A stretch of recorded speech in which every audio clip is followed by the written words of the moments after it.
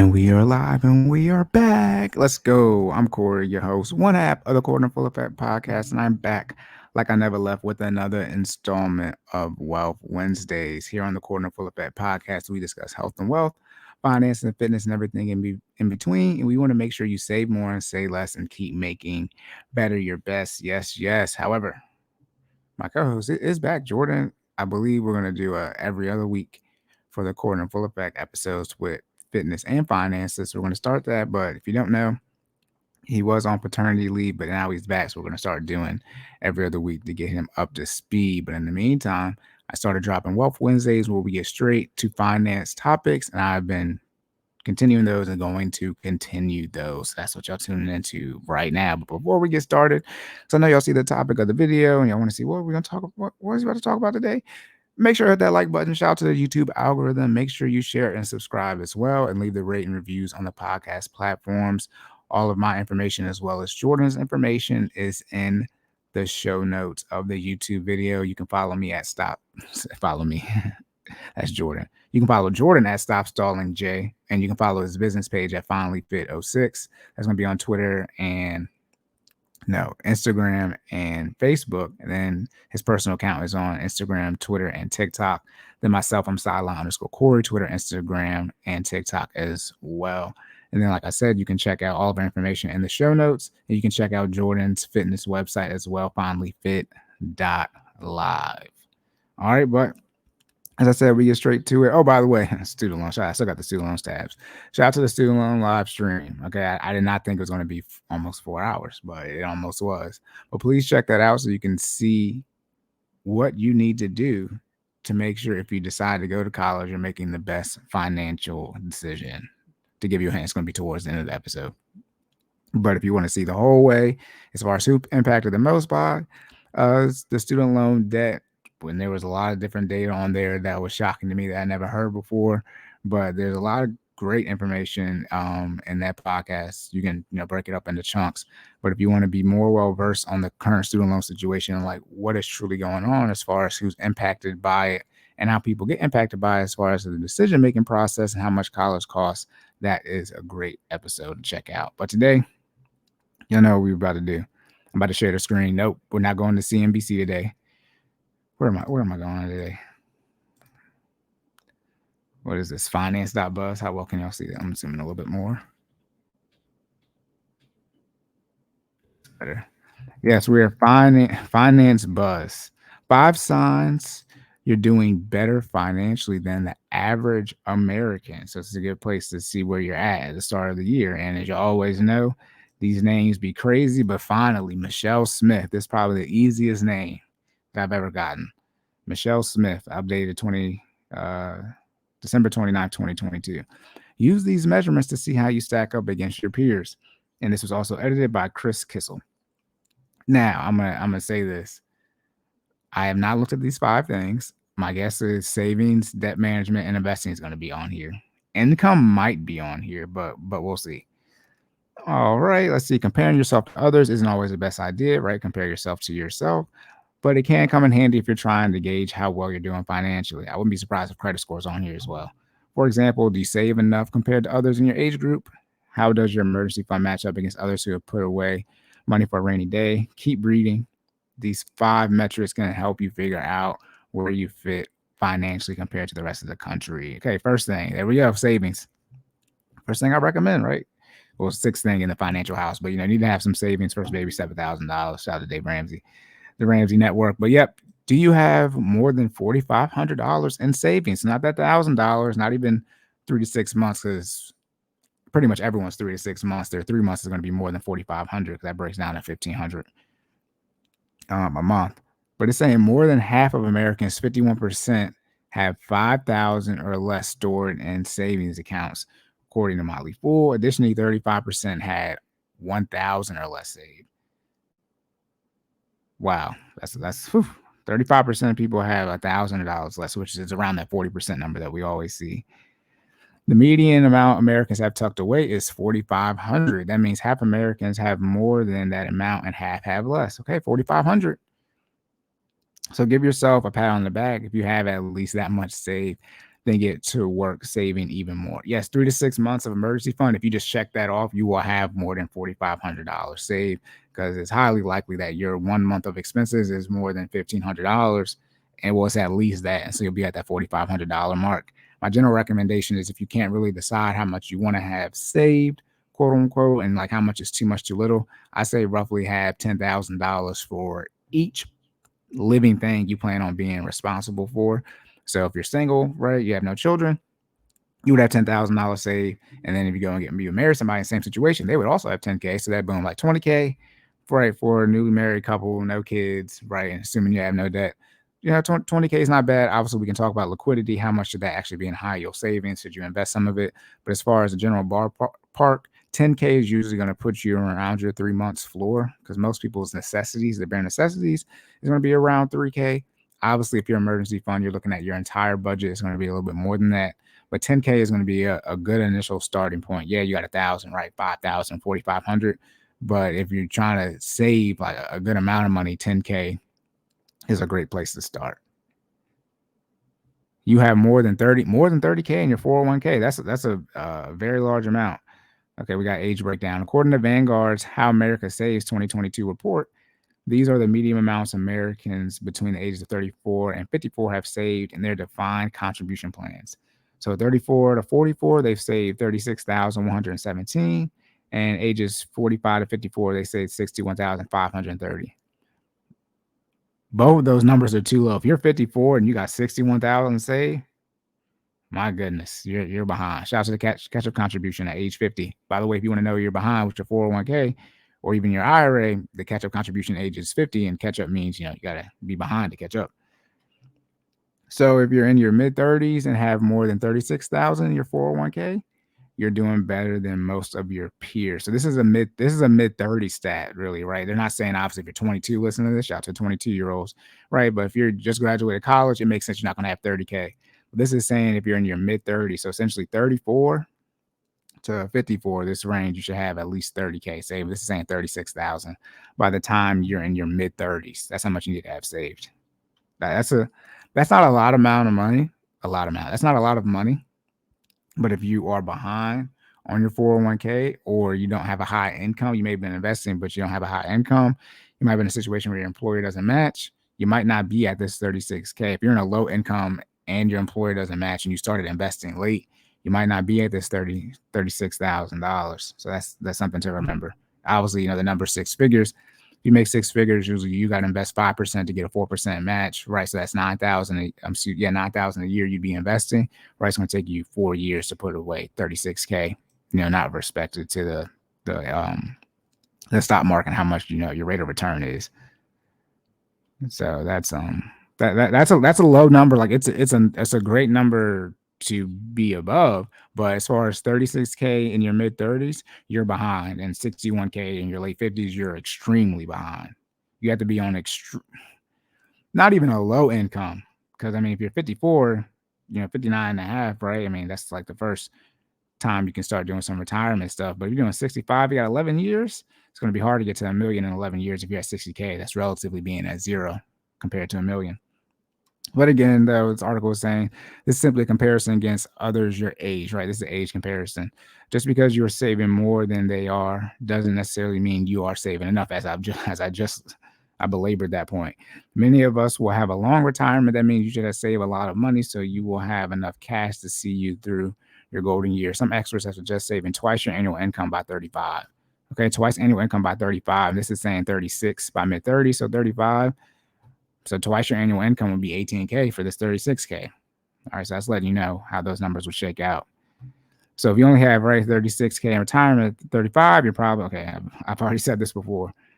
If you are unsure how much you need to save, sit down with a financial advisor. Oh yeah, obviously hit that like button, share, and subscribe. But this is for entertainment purposes only. Don't sue me, sue your mom, and do your own research when it comes to any finance and fitness topics you hear on the Cory in Full Effect podcast.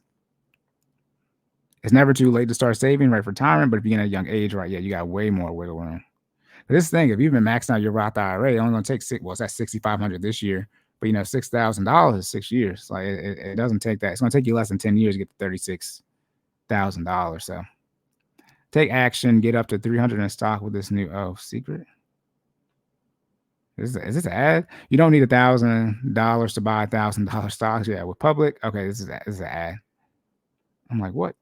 You can cover an emergency of more than $2,000. Okay, so this is sort of the savings 4,500, but then I guess this might be 2,000 above that.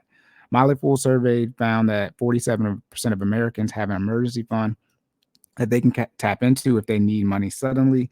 The median amount in such accounts is 2,000. Other surveys have found that many people have far less saved for a rainy day, as little as a few $100s. Yes, less than 1,000. So if you think you can comfortably cover an expense of more than 2,000 the next time one pops up, you can feel pretty confident that your finances are more secure than those of many Americans. But even if you have more saved than most, you might want to consider putting even more away. Many experts recommend having enough money in an emergency fund to cover, all right, 3 to 6 months of expenses. There we go. If you're not there yet, don't worry, right? But don't stop saving either. Okay, so this is saying this is probably on top of the 40, like the 4,500 save / 2,000 for an emergency. Again, $10,000, like I said, you'll check both of those off.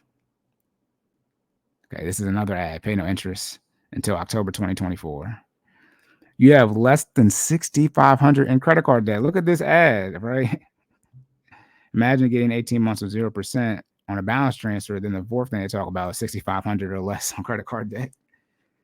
The average American adult holds a little over 6,500. Surprise, surprise, in credit card debt. Average American also has 4 credit cards. According to a lending tree analysis, and the situation appears to be growing worse with time. Yes, debt continues to go up, especially now with inflation. If you have less than 6,500 in credit card debt, your debt load is better than most. By the third quarter of this year, total credit card debt is going to be $925 billion, a $38 billion jump from the first quarter.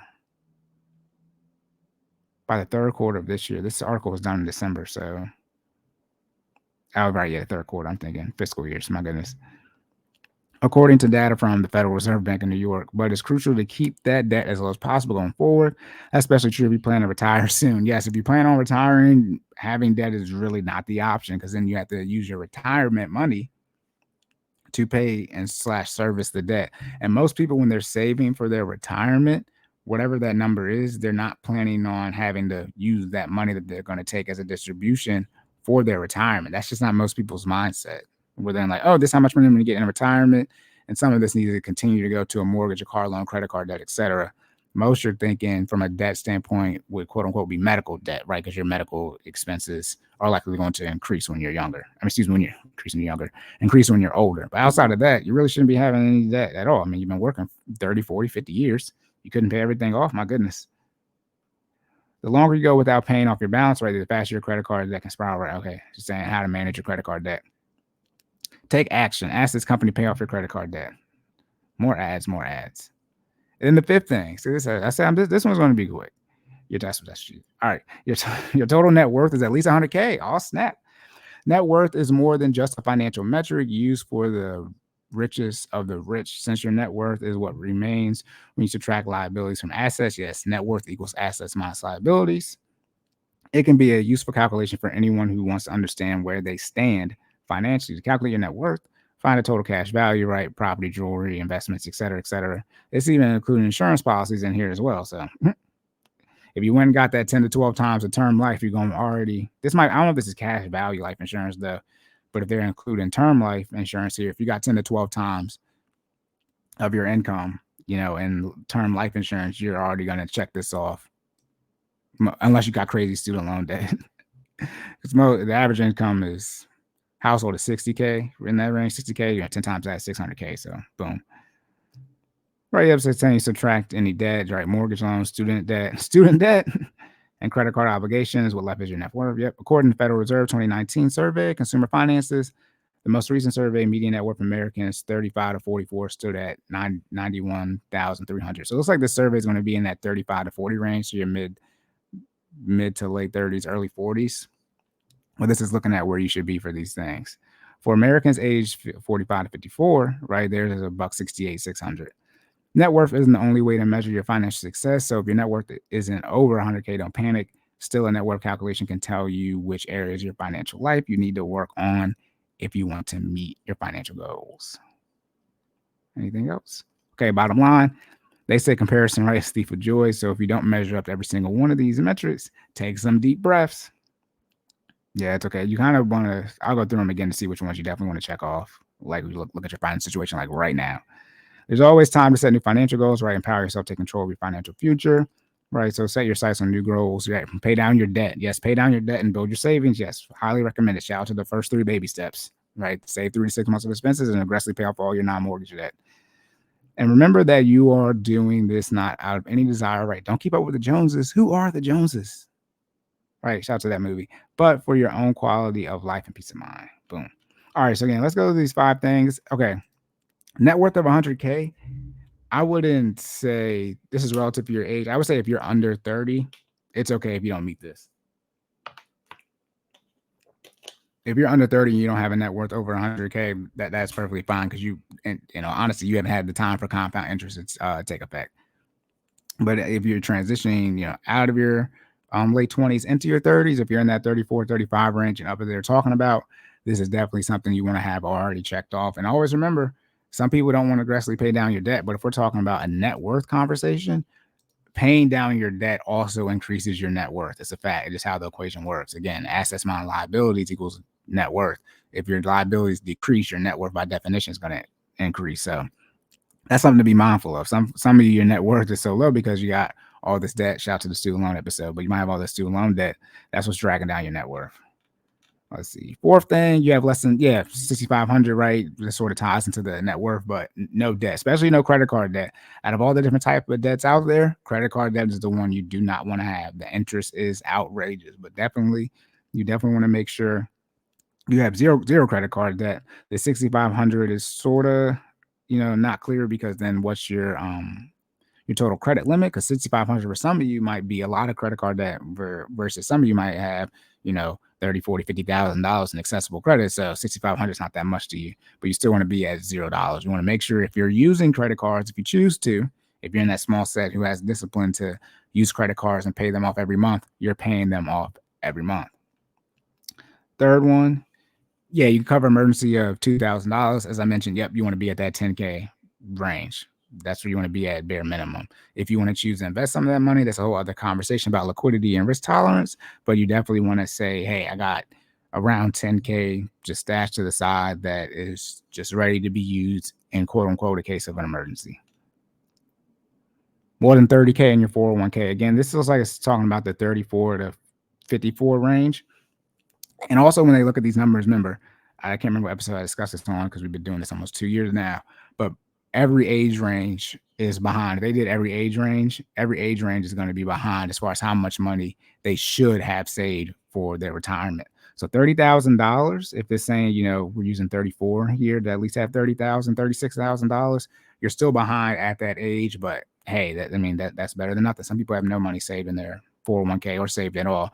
But $30,000 in your 401k, that's something you should be hitting at if you start investing and taking your match as soon as you start working. And sure, you should have that in under 5 years. It should take you 5 years tops, unless the market is just going down the toilet, which, it can continue to do. But if you just want to look at how much money you've been contributing, 5 years is $6,000. That's not that much money. Let me pull a calculator real quick. If you make 40K, right, and you're taking your employer match that everybody says you have to take, which for most people is going to be around a total of 9% for most people. If you're making 40K, that's 3,600, which is going to take you 10 years. But hey, if you graduate at 22, right, you're going to be there now. So you're going to get income increases in a 10-year window. You are going to have some growth in that account because the stock market doesn't work that way. As long as you continuously invest, right, don't pull from it, things like that. But you should definitely, if you've been contributing since you graduated college / been working 22, 23, and you've been taking that match that whole time, unless your match is 1%, 2%, you should definitely already be in that 30K range on the lower income, right? Obviously, the higher income people, if you make 6 figures, it should take you, 2 to 3 years tops to get there. And then you have more than $45,000 in savings, again, 10,000. For me personally, I have all these things. I don't have 30K in my 401k yet, but between my, I have a rollover. I have a couple of rollovers. I had 2 rollovers. And when I was at the credit union, I had a pension and I had a 401k there, and I just had to roll over my 401k that I had there because whatever reason they said they actually did automatically Fidelity, but between my rollover IRA, my Roth IRA, and my 401k, which I just started contributing to in 2020, I got over 30K, but not like in my 401k. But I'm gonna hit 30K this year. Shout out to that. Obviously, what was the first one? What was the first one? 4,500. Y'all know I got the 3 to 6 months saved, so y'all know I got 4,500 and 2,000. Y'all know I have no debt. I mean, we have my wife's car, which we're getting ready to pay off here in a couple months, but no credit card debt at all, and that's the only debt that she has. And then as far as a car, and then net worth, I'm at to see because the market was so terrible last year, so it might be under 100K now. But I did already have the post that going into 2022 it was above 100K, so we'll have to see what it's at. To recalculate to see if it's actually still above that 6 figures. Especially, does it say we get to include cars in here? Any property, right? Cars, property. So definitely we got that. So we're definitely probably over that, especially combined now I'm married, so I get to combine it, right? So we're probably definitely over 6 figures. But all right, y'all, again, like I said, this is going to be a quick one. And not under 20 minutes.